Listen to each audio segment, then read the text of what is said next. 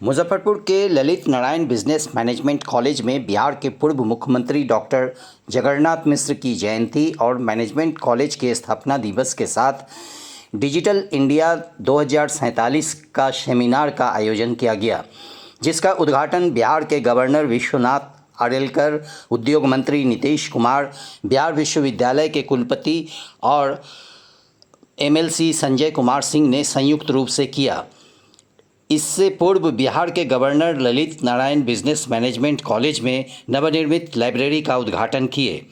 बिहार के गवर्नर विश्वनाथ आर्लेकर ने कहा कि बिहार के विकास के लिए किसी से सहायता मांगने की ज़रूरत नहीं, सबसे पहले जो बिहारी सोच है उसे बदलना होगा। गवर्नर ने कहा कि मैं मैनेजमेंट कॉलेज के छात्रों से मिलने आया हूं और छात्र और युवा ही बिहार को आगे ले जाएंगे। बिहार के गवर्नर ने छात्रों को संबोधित करते हुए कहा कि डिजिटलाइजेशन भारत की ही नहीं लेकिन प्रधानमंत्री नरेंद्र मोदी जी ने इसे देख और समझकर अपनाए और डिजिटलाइजेशन को अपनाकर डिजिटलाइजेशन इंडिया 2047 के लिए आगे बढ़ रहे हैं और 2047 तक दुनिया में सबसे आगे होंगे। इस काम की जिम्मेवारी युवा और छात्रों पर है। बिहार के खराब छवि को युवा और छात्रों को बदलना होगा, इसे दूसरा कोई नहीं बदल सकते। बिहार के उद्योग मंत्री नीतीश मिश्रा ने छात्रों को संबोधित करते हुए कहा कि युवा एवं छात्र जॉब सीकर नहीं बने, उद्योग लगाकर सैकड़ों परिवार को नौकरी देने के साथ साथ बिहार के विकास करें और विकसित भारत बनाने में अग्रसर हों। बिहार विश्वविद्यालय के कुलपति ने छात्रों को संबोधित करते हुए कहा कि भारत के विकास के लिए भारत के आबो हवा, जलवायु और संस्कृति के अनुसार युवा और छात्रों को सोचना होगा एवं योजना बनाना होगा, तभी भारत सही मायने में विकास हो पाएगा। 2047 तक डिजिटल भारत को परिकल्पना सफल होगा। समारोह को एमएलसी संजय कुमार सिंह ने भी संबोधित किया। इस अवसर पर छात्राओं ने सांस्कृतिक कार्यक्रम प्रस्तुत किए।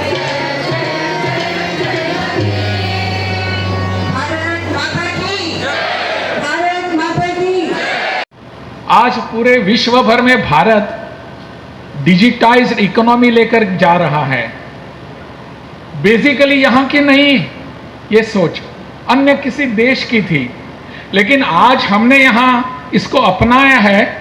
अपने प्रधानमंत्री जी ने इस सोच को उनके वहाँ अपने निवास पर उन्होंने बंदिस्त करके नहीं रखा कि डिजिटल इंडिया चाहिए, वो कैसा चाहिए, इसके बारे में उन्होंने सब लोगों के भीतर यह विषय पहुंचाया है।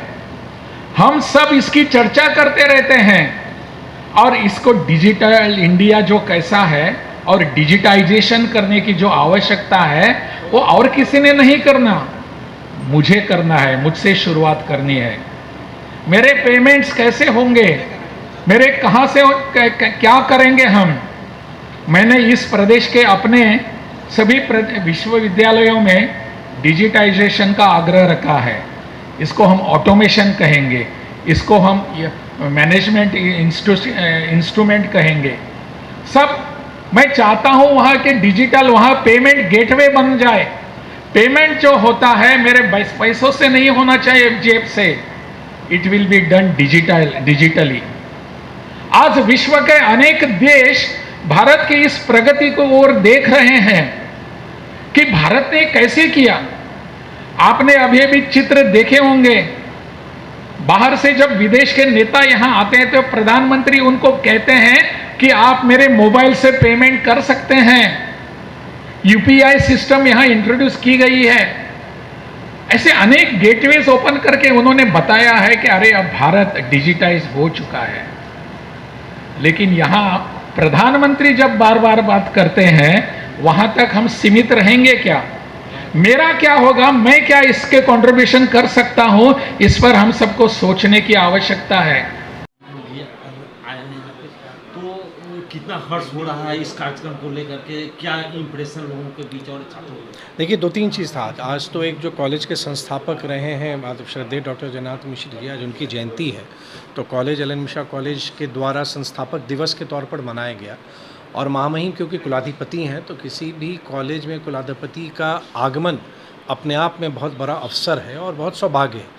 और महामहिम की जो शैली है, जिस ढंग से वो बच्चों से कनेक्ट करते हैं, युवाओं की बात करते हैं और बिहार को आगे बढ़ाने की जो उनकी सोच है और जो उनकी एक ललक है, वो बार बार उनके संबोधन में दिखता है। तो मैं आदरणीय महामहिम को धन्यवाद भी मैंने दिया कि उस समय निकाल के हमारे कॉलेज परिवार के निमंत्रण को स्वीकारा और बच्चों को एड्रेस किया। जो हमारा विषय था भारत वर्ष 2047, और ये एक श्रृंखला हम लोगों ने प्रारंभ की है जो आने वाले समय में बिहार के विभिन्न हिस्सों में हम लोग इसका आयोजन करेंगे। इसमें मैंने 2047 डिजिटलाइजेशन पर इसमें आप कैसे इसको आगे ले चलेंगे? आपके पास एक कॉलेज है, MBA के छात्र नहीं, देखिए, आप इसको प्लानिंग करके आगे देखिए, जब मैनेजमेंट की पढ़ाई की लोग कल्पना नहीं करते थे, तब 1973 में ये मुजफ्फरपुर में कॉलेज की स्थापना हुई और साथ ही पटना में भी हुई। तो हमारे जैसे कॉलेजों की और NAC का भी एक्रेडिटेशन हमको मिला, B++ का मूल्यांकन है, तो इस कॉलेज के लिए भी एक बहुत बड़ा दायित्व बनता है। और मैं क्योंकि कॉलेज से जुड़ा हुआ हूं और अभी सरकार में जिस योजना पर हम काम कर रहे हैं उद्योग और पर्यटन में, तो स्वाभाविक है कि आने वाले समय में जो बिहार की प्लेसिंग है, जो बिहार कहीं ना कहीं एक परसेप्शन का मारा हुआ है कि बिहार में उद्योग नहीं लग सकते हैं या बिहार में पर्यटन का विकास नहीं हो सकता है, तो उस छवि को बदलने में लगे हुए हैं। और लगातार अभी कोड ऑफ कंडक्ट समाप्त हुए मात्र 15 से 20 दिन ही हुए हैं, लेकिन मेरी लगातार कोशिश है कि बिहार में एक बेहतर औद्योगिक माहौल के साथ साथ जो पर्यटक हैं वो भी बिहार आने के लिए आकर्षित हों। उसके लिए जो भी विभाग में हमको कार्य योजना बनानी है उस पर हम काम कर रहे हैं। एक सवाल और करेंगे, इस तरह का इंस्टीट्यूशन बिहार में आवश्यकता महसूस है क्या? आगे भी इसका जो है नहीं, देखिए, स्वाभाविक अगर आप देखेंगे तो बिहार में भी अब इंस्टीट्यूशंस, अब तो हमारे यहाँ सरकार स्तर पर, निजी क्षेत्र की अगर हम ना भी बात करें तो सरकार स्तर पर भी अब हर एक ज़िले में इंजीनियरिंग कॉलेजेस हैं, पॉलिटेक्निक हैं, अनुमंडल स्तर पर ITI हैं, नर्सिंग कॉलेजेस हैं, तो इंस्टीट्यूशंस बढ़ते ही जा रहे हैं।